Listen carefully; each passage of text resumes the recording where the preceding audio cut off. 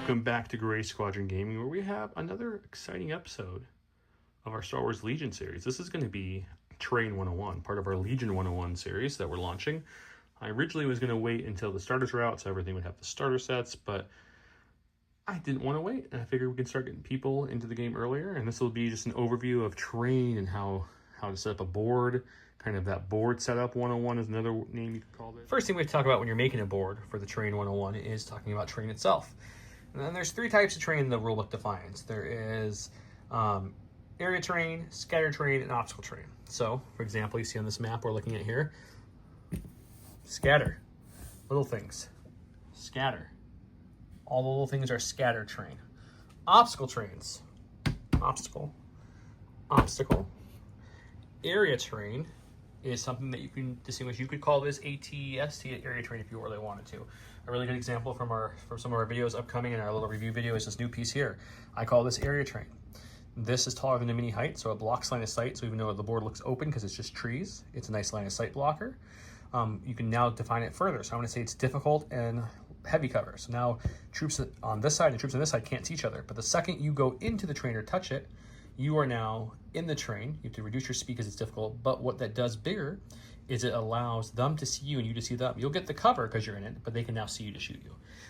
Scatter terrain is, you can define light or heavy. Most scatters usually light, but it could be either an obstacle terrain. You can give all kinds of rules around. You can make it so they have to climb because of the height. You can make it so it's restricted. You could make it so it's difficult, etc. Right? You get to pick how you want to define that. Is it light? Is it heavy cover? How are you going to define your covers? Up to you. So we have obstacle, scatter, and area terrain. Those are the kind of the buckets all the terrain fits into, and you define it further. Okay, with that, let's show you some maps, show you how I add to maps, how I kind of position my maps, and how I build them, just to give you an idea of how to set up your own map. So I went ahead and I put some pieces out. We've got some trees, some big trees, some walkways, some taller buildings, a dish, and we've got a bunker and some locks. And now look at this map. This is kind of like the base. This is kind of how I started the map. I put some of the big items on, the bunker, the dish, and the lovely satellite thing. So we've got all that out currently. It's now at this point I'd go, what do I want to index? How do I want to flesh out my map more, right? I have the basic premise of what I want to do. I threw some trees to kind of give it more of a forest feel, more alive with more green on the map. So those are going to be some light cover I'm adding. This is going to be some light cover throughout the map. So far we have heavy, heavy, heavy, heavy. So we need some light. I threw a log here too. And that's kind of starting. And my idea is here, so I can kind of share why I do what I do with my map building or my terrain usage, is I like to have not symmetrical sides, right? I want to make sure if you're blue or red and you pick one of the two sides of the board, there's reasons you would do that in a game. So what's the reasons? Well, we got a line of sight blocking on this side, so much closer to that side than this side. So that side's got some nice line of sight blocking cover they can move up to. Here we have one big stump here that you can hide some troops behind. There you have two on that side. So again, this is a little bit closer to this side. You're less than a range 2 away from this terrain on this side. So you got some line of sight blocking on this side.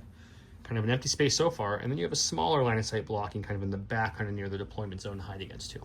Now obviously, depending on your objective and your secondary, you're going to want to approach this differently. So I don't want to build to any objective or secondary particular, because with what to flip, you may flip a mission that doesn't work well with the map you built. You might have to move things when you're putting POIs. You never know. So other things I look for in maps, and you can't do this in every map, but if you can, it's always variety is always good. So in this map, I try to get some height. We have some height 1 with these little ledges, height 2, height 2. We've got another height less than height 1 there for easy climb access. And, you know, we just kind of keep going. We got our deployment marker, so you kind of see 1.5 where things kind of match up. I kind of like to keep some things inside deployment zones, some things beyond, that one's just about just beyond, just to kind of keep the terrain different. I like to check my edges to see how close things are. And then I always check heights for climbing purposes. As you can see, this is just at range 1 or just over. So I always say that these trees you can kind of roll. We usually say the smaller ones are at range 1 and the taller ones are at range 2. So that's kind of how we do it. But you could always talk with your buddy you're playing with, your friend, your wife, your local game store peeps that you meet, tournament, etc., and you guys would agree on it together. Okay, so now if I'm looking at this map now from this way, you can see there's a lot of open areas still, and that's not what we want to see. Just a lot of big, chunky open areas. So we're going to fill it out. I'm just kind of showing you the map from the other side. So here's some line of sight blocking, some thinner line of sight blocking. We have some climbing available. We have good options for units with jump, etc. So what do we want to do to flush this out? We have a lot of things we could do.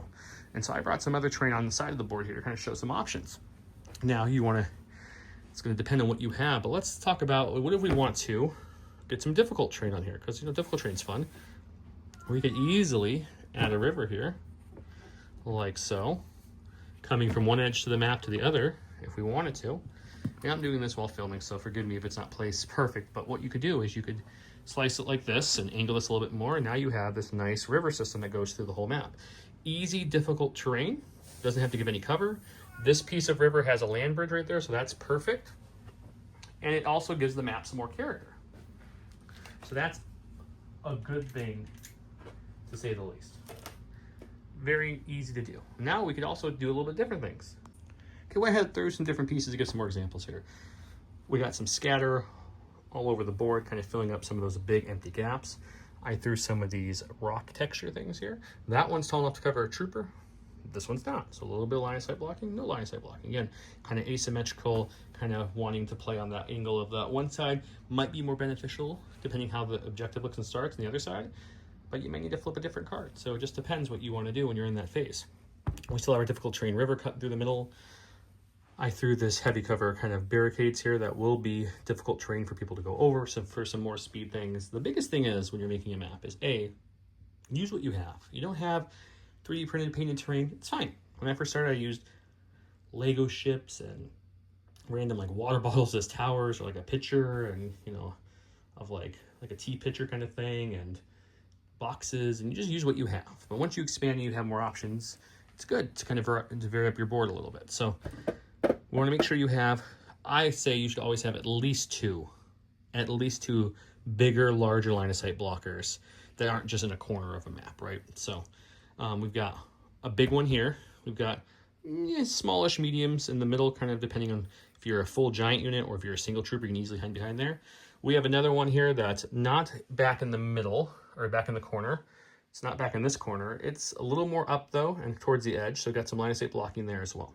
So that meets my requirements. I also have one line of sight blocking that's more of a piece if you want to hide in the corner, but also looks good at the board. So that one's not going to probably play a huge role in scoring or defending, depending on your POIs, but it looks nice. So you can kind of vary it up like that. I also think it's always important to not always put your line of sight blocking in the same spot. So you don't want to put your two big buildings here and here to make the middle very dense and make the outsides empty. You kind of want to mix up the map, let the map flow, let different units have different abilities and different things. You have scale, or you ignore difficult terrain with jump, or unhindered, or any of the other keywords that ignore difficult terrain. You got that playing. You don't. Well, you have to play around that now. You gotta learn how to move. You have to come to this land bridge, or just reduce your speed coming into this. Right?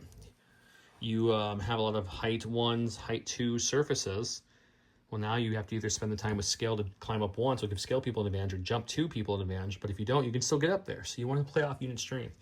Nothing's worse than if you're playing Geonosians and you get a whole bunch of them and you're playing a flat map that has no elevation whatsoever, because that kills their ability. Death from above is not going to happen much if you don't have anything to climb on. So use what you have at home, I say, is step one. Buy things up slowly or fast if you can. It depends where you're at with finances, and that's totally your call. But don't think you can't play the game if you don't have fancy terrain. This could easily be a board game box, or just a brown box, and that could be your building for now. And playing the game is the most important part. But I do recommend you want it varied up. So now we're looking at the map now, as it is now. What else would I add to this map? I think it needs something here. This is still very bare. I don't like this big of an open spot. I mean, I can fit 4.5 hands in there of mine at least.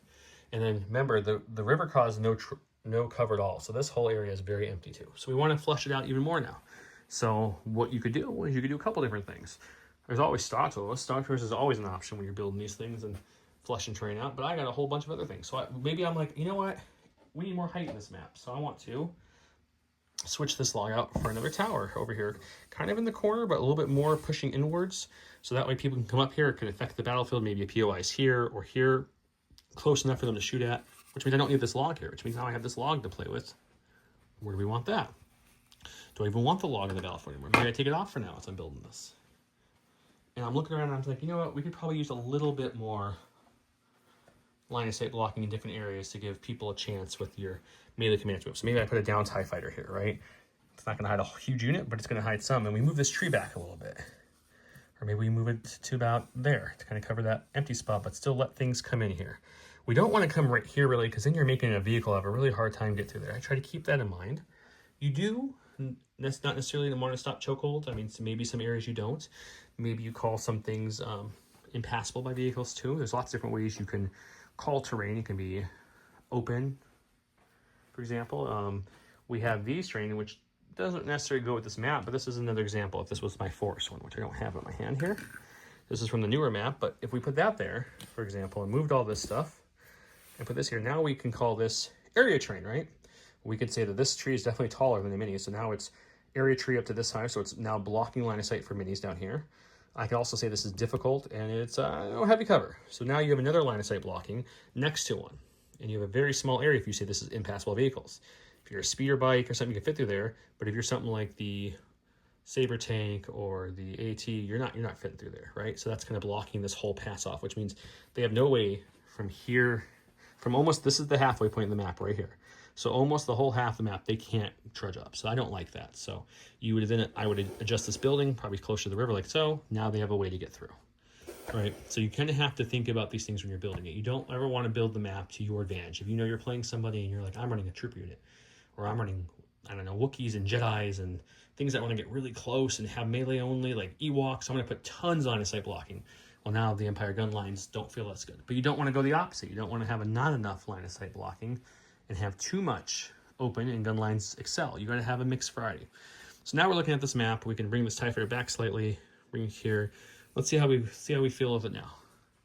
This side I think is pretty good. Maybe use a little bit more scatter in a place or two, but I think we're pretty good there. This side, I think I would bring this and push this up. Of course, I think this is pretty good. I think this is fair. You could totally go a couple more little light pieces of cover here and there. This little corner here is very open. There's no terrain from here all the way there, so I probably want to put something there.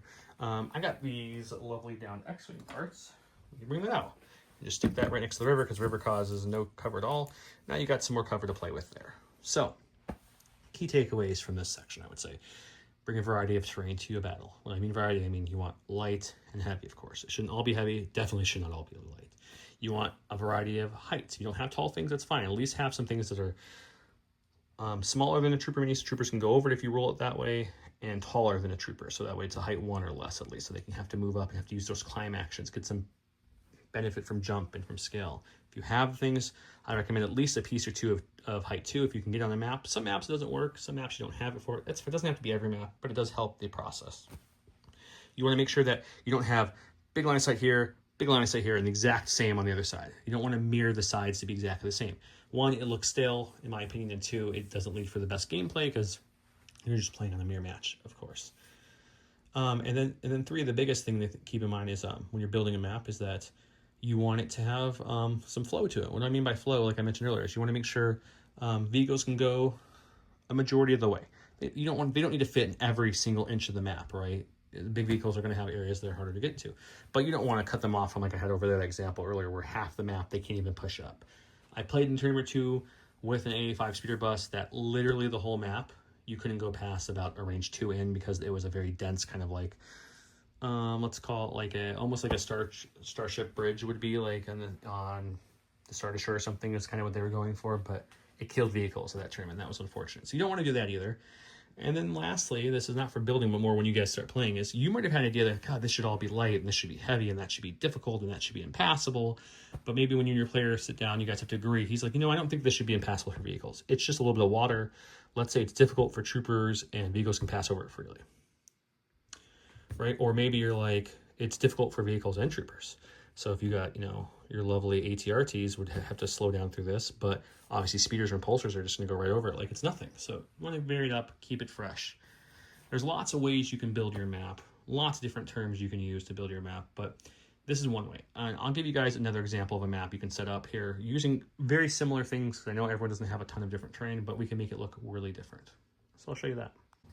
Okay, so I went ahead and used most of the same terrain, swapped out a couple pieces, and made a very different look and feel map. So what do? We cut out the walkways between the trees, spaced them apart more, kept the height though. We wanted to keep some height in the map, so we kept all those. We got rid of the dish and we got rid of the other bunker in place of a piece of ruins that people can go through easily. It's got a full hole, but it also can block line of sight from certain angles. We added a piece of impassable terrain. So this terrain is going to provide heavy cover, but be completely impassable to vehicles and to people. You cannot walk over it or, take your tank over it, for example. So we've got that going for us too. Do we still have line of sight blocking that we like to keep? It's one of my rules, right? You should have 2 line of sight blocking pieces minimum, is what I like to say. We do, but it's very one-sided feel. And I'll go explain why we did that thing. We have this big building here, still blocking line of sight, still giving us multi-layers of height. I really like this one. So it does block line of sight from a lot of angles, right? Because if you have a trooper, we have a trooper here. Here, I have a little guy right here who doesn't get used much on the channel anymore because we don't have that hostage exchange. But if he's here, easily can't see him from this side. Can't see him if your trooper's here or here. You'd have to be over here to see him. A full squad, depending where they are, might be able to see you though. So this is kind of like a partial line of sight blocker. Depends where you're going.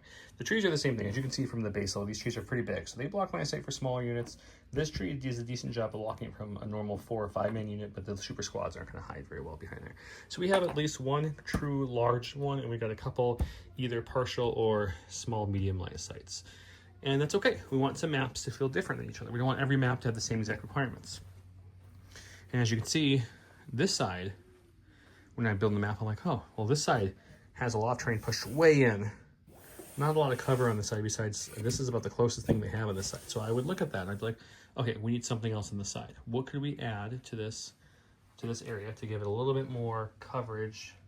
And that's what you do, right? You look at the map, you decide what you want to do. I happen to have some more terrains in here, so let's add some more pieces. I think the first thing we do is we want some more cover. So let's put a nice big Scarif dumpster container thing here. It'll block line of sight easily from a mini or two.